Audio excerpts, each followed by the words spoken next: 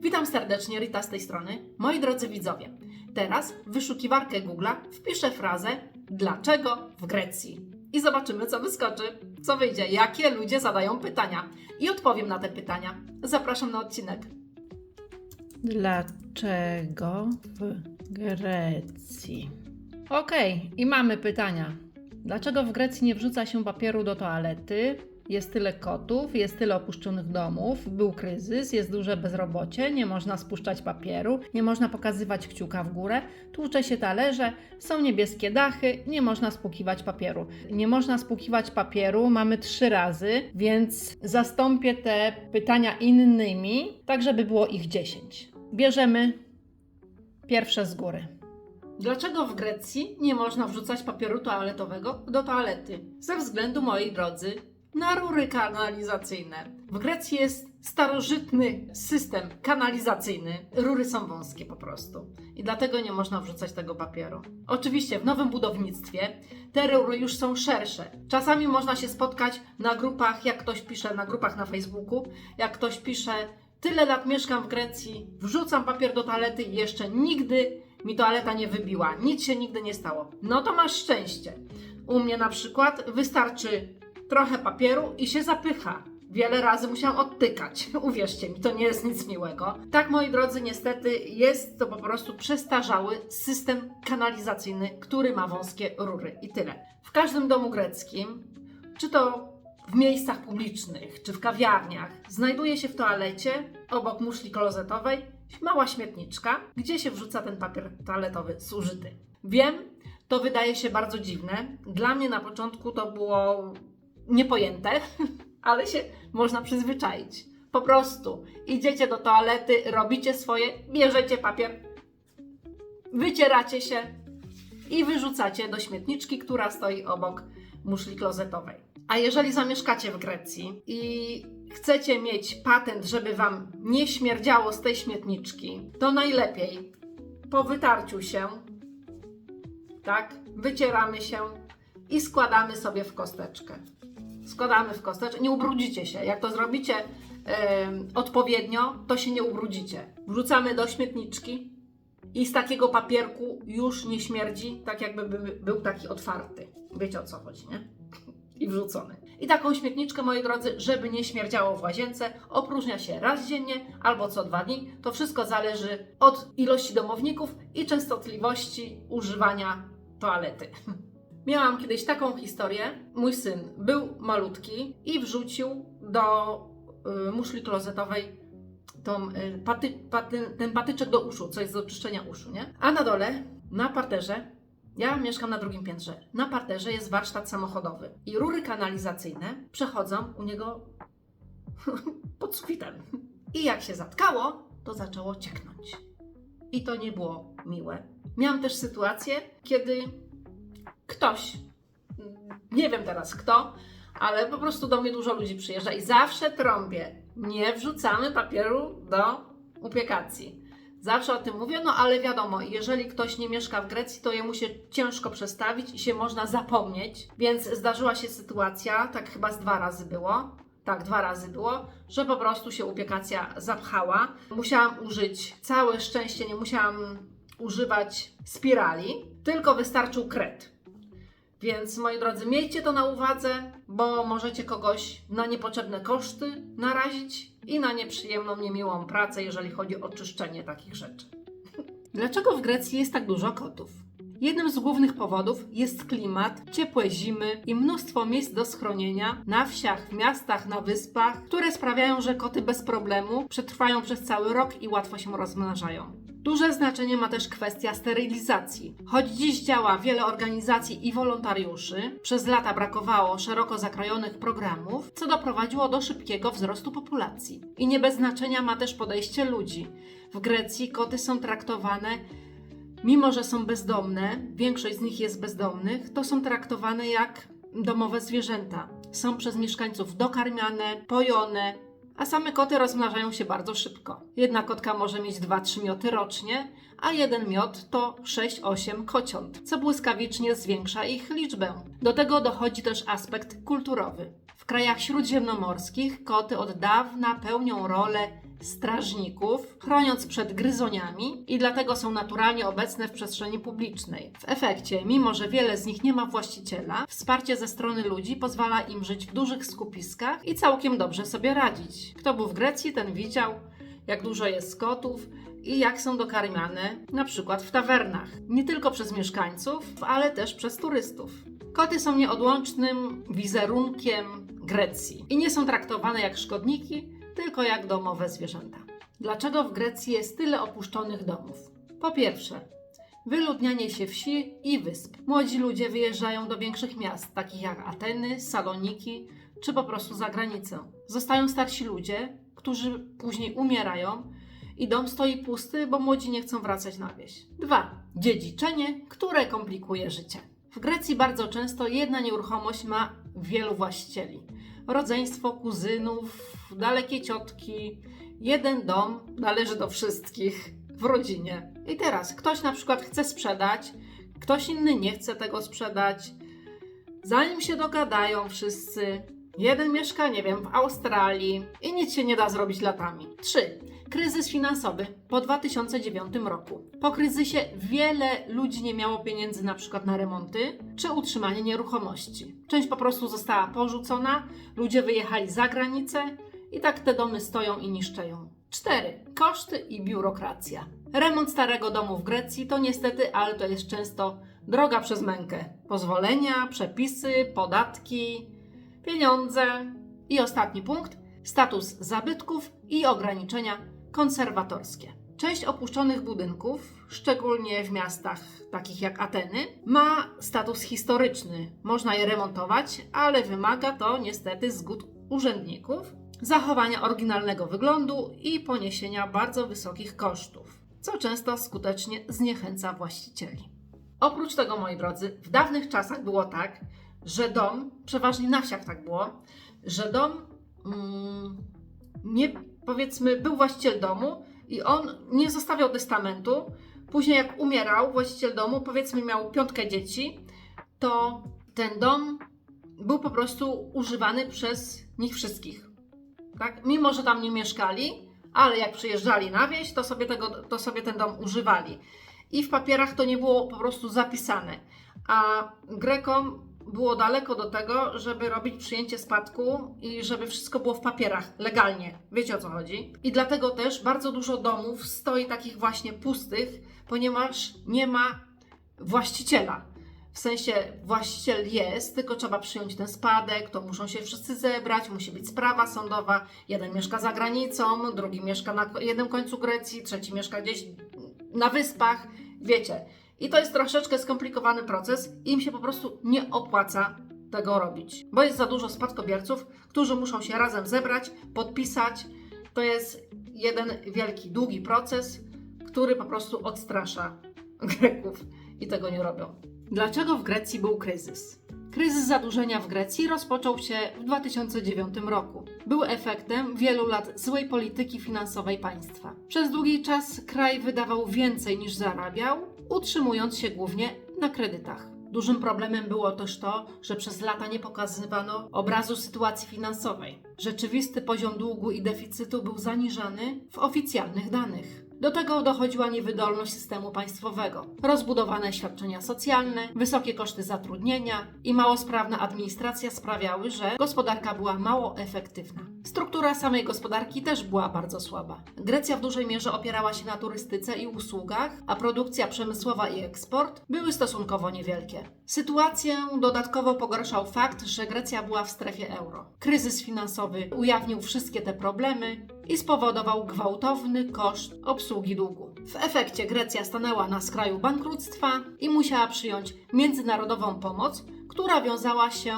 z ostrymi cięciami budżetowymi i długą, bardzo bolesną recesją. Jednym z kluczowych problemów była bardzo niska konkurencyjność greckiej gospodarki. Koszty pracy rosły szybciej niż produktywność, więc firmy miały trudność w konkurowaniu z innymi firmami z Europy. Do tego dochodził bardzo duży sektor publiczny. Państwo zatrudniało bardzo dużo pracowników, a system był bardzo mało elastyczny i kosztowny w utrzymaniu. To dodatkowo zwiększyło wydatki budżetowe. Ważnym elementem był też, uwaga, system podatkowy. Bardzo słaby system podatkowy. Unikanie podatków było bardzo powszechne, a państwo miało trudności z ich skutecznym ściąganiem, co jeszcze bardziej pogłębiło deficyt. W czasie kryzysu pojawił się też tak zwany efekt spirali zadłużenia. Im bardziej Grecja się zadłużała, tym droższe stawało się kolejne pożyczanie pieniędzy, bo inwestorzy tracili zaufanie. Warto też dodać, że kryzys nie był tylko ekonomiczny, ale też społeczny. Bezrobocie, szczególnie wśród młodych Greków, osiągało bardzo wysokie poziomy,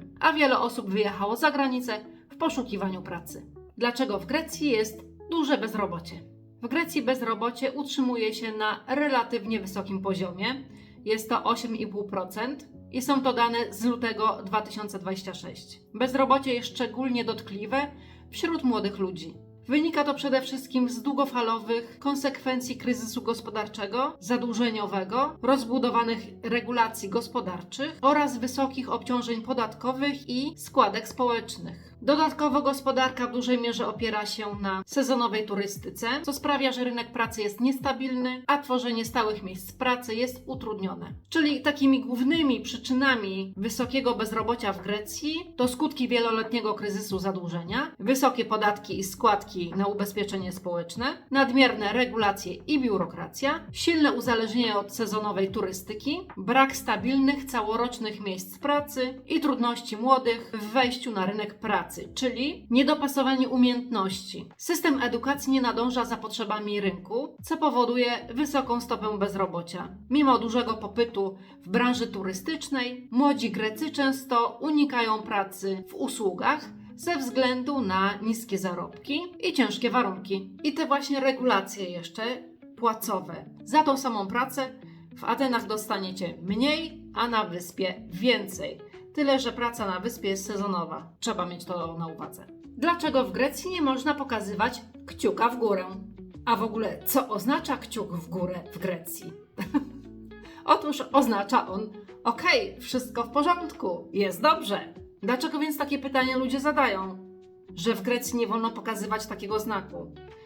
Nie wiem, skąd się to wzięło, ale widziałam bzdurne wpisy na niektórych blogach, że to jest obraźliwy gest w Grecji. Na Facebooku pod jedną rolką jest napisane, że taki gest w Grecji interpretowany jest jako nieuprzejmy gest zbliżony do pokazywania środkowego palca, zwłaszcza w bardziej tradycyjnych środowiskach. Bzdura totalna. Widzicie, moi drodzy? Ktoś raz źle coś napisał, później inni zaczęli to powielać, kopiować i tak właśnie to powstało. Bzdurne przekłamanie.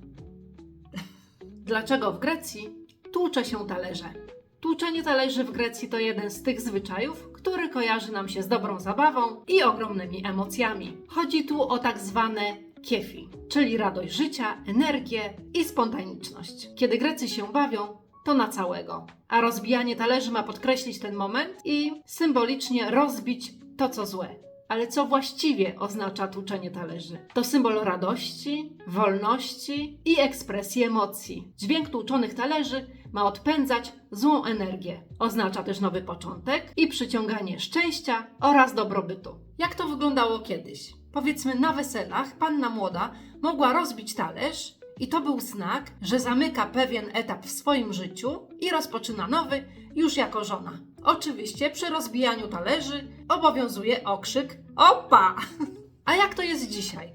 Dziś tłuczenie talerzy zdarza się rzadziej, ponieważ jest to zabronione. Ale dalej na wsiach stosuje się rozbijanie talerzy, a w miastach, w lokalach jakichś, bo wiecie, talerze się nie tłukło tylko i wyłącznie na weselach i zabawach, ale też na przykład na buzukach. I to są takie imprezy, muzyka na żywo. I na buzukach, jak się idzie na buzuki, to się dostaje stolik i się nie zamawia drinków czy jedzenia, tylko trzeba zamówić butelkę alkoholu, do tego są przystawki typu orzeszki, chipsy i tak dalej. I jest muzyka na żywo, grają greccy artyści i to są właśnie buzuki. Ale zamiast rozbijania talerzy wrzuca się serwetki lub kwiaty.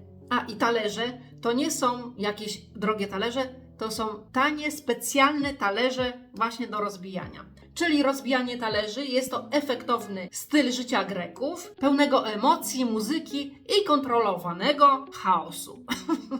Dlaczego w Grecji są niebieskie dachy? Na to pytanie teraz Wam nie odpowiem, ale zachęcam Was do obejrzenia tego mojego odcinka, w którym szczegółowo opowiadam, dlaczego tak jest. I to było 8 pytań, które Google nam wyświetlił, a ja dodam jeszcze 2 pytania ode mnie. Czy w Grecji można dostać mandat za chodzenie w szpilkach? Tak, moi drodzy, w Grecji można dostać mandat za chodzenie w szpilkach. Ale spokojnie, nie chodzi o zwykły spacer po mieście. Zakaz dotyczy wyłącznie zwiedzania starożytnych zabytków i stanowisk archeologicznych. Jakie są kary? Uwaga, kara może sięgać nawet do 1000 euro, szczególnie w miejscach takich jak Akropol. A dlaczego wprowadzono taki zakaz? Ponieważ cienkie obcasy mogą rysować i uszkadzać starożytny marmur, powodując mikropęknięcia na powierzchni mających tysiące lat. Konsekwencje: można nie tylko dostać mandat, ale można też być niewpuszczonym czy wyproszonym z danego obiektu. Podsumowanie. Szpilki na zwiedzanie Aten? Jak najbardziej, ale nie polecam. Szpilki na zwiedzanie ruin? Lepiej zostawić je w walizce. I ostatnie pytanie. Dlaczego warzywa i owoce w Grecji smakują lepiej? Po prostu klimat i słońce. Grecja ma długie, gorące lato i mnóstwo słońca. Dzięki temu owoce dojrzewają spokojnie na drzewach, a nie w transporcie. Efekt? Więcej naturalnej słodyczy i dużo intensywniejszy aromat. Oprócz tego naturalne uprawy. Wielu rolników nadal działa po staremu. Grecy nie lubią w ogóle zmian. I starzy rolnicy uprawiają warzywa i owoce, dodając mniej chemii, a więcej natury. I czasami owoce mogą się wydawać takie mniej idealne wizualnie, ale za to smakują o niebo lepiej. I świeżość i lokalność. Tutaj nie ma długiej drogi z pola do sklepu. Owoce często trafiają na lokalne targi, praktycznie prosto z drzewa, więc są świeższe, soczystsze i pełne smaku. Ja miałam taki mini market, sklep spożywczy Oporo Pandopolio. W większości były to warzywa i owoce.